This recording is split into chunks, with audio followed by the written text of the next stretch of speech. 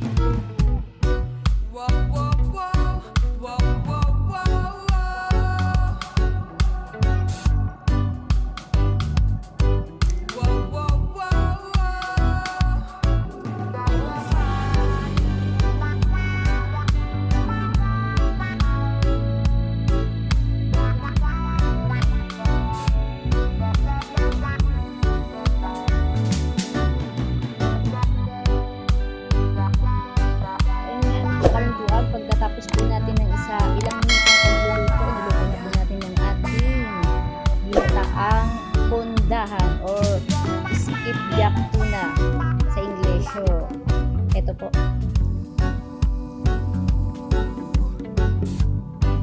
So, ayun mga kalantuag, after po ng ating ilang minutong pagluluto, naluto na po natin ang ating menu for today, ang ating ginataang pundahan or skip jack tuna.